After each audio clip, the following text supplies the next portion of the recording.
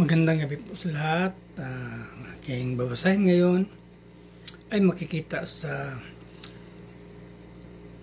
Job Kapitulo 37, versikulo 1 hanggang 4. Kinakabahan ako kapag bumabagyo at hindi ko malaman ang gagawin ko.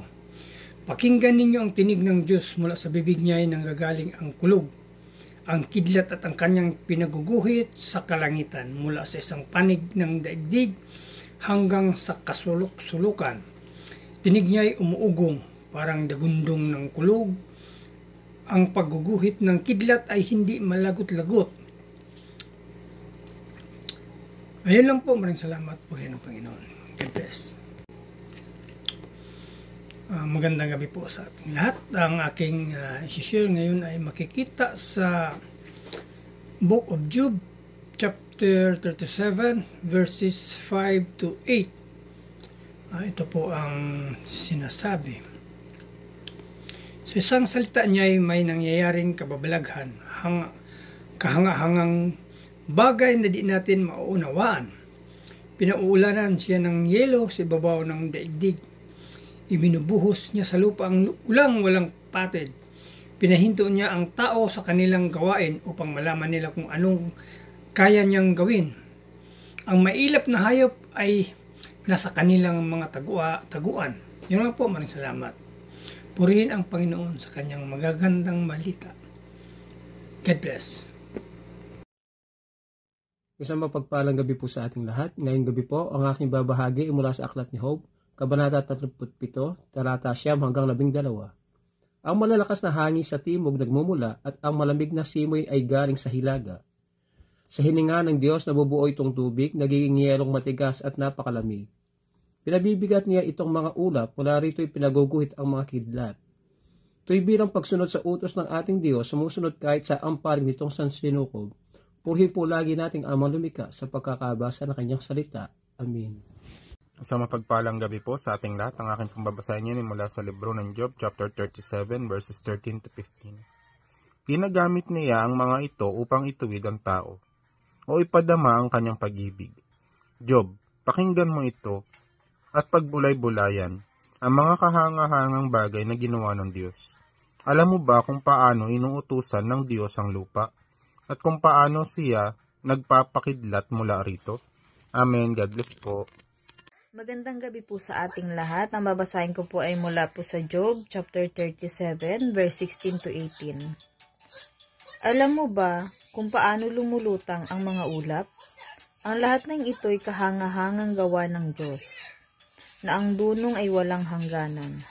Ika'y pagpapawisan dahil sa mainit na hangin mula sa timog.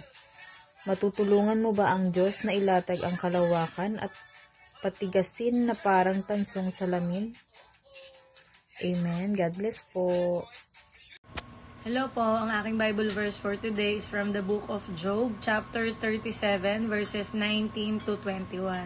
Ituro mo sa amin ang dapat sabihin sa Diyos. Isip nami walang laman, pangunaway kapos. Ang makipag-usap sa Diyos ay di ko nahahangarin. Bakit bibigyan ko siya ng pagkakataong ako ay puksain? Ngayon, ang langit ay nalinis na ng hangin, at nakakasilaw ang kanyang luningning. Amen. So muli po, isang mapagpalang araw po muli sa ating lahat, at purihin ang Panginoon sa panibagong pagkakataon na tayo po ay nakakapagpatuloy sa devotion na ginagawa po natin. At tayo po ay nasa Job chapter 37 verse 22 to 24, no?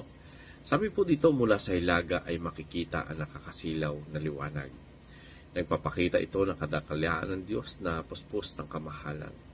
Ang makapangyarihan Diyos ay hindi kayang lubos na maunawaan. Dakila siya sa kapangyarihan at puno ng katarungan. Hindi niya inapi ang sino man tapat sa Kanya. Kaya't ginagalang siya ng mga tao, ngunit hindi pinapansin ng Diyos ang mga palalo na nag-aakalang marunong sila.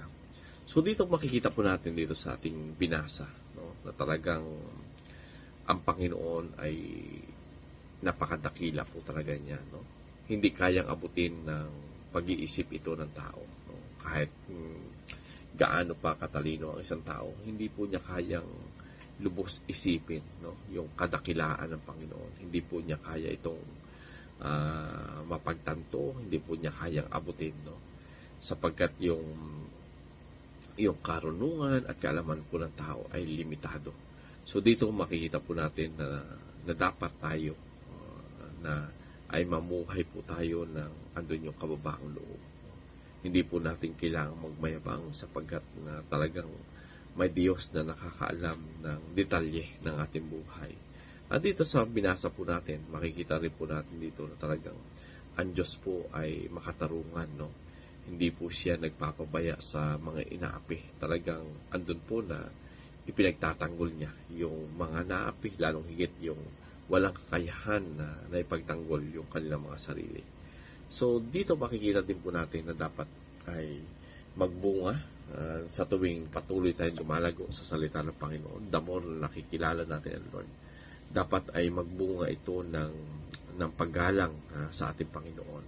Hindi pagkatakot, sapagkat yung Panginoon ay talaga pong andun po yung kanyang pag-ibig, no? Talagang dito po natin makikita na talaga ang Panginoon ay karapat-dapat do sa ating pagsamba. Talagang He is very patient, no? Palagi, laging andun yung kanyang pag-aalalay, andun yung kanyang laging pagpapatawad basta ang tao ay bumabalik.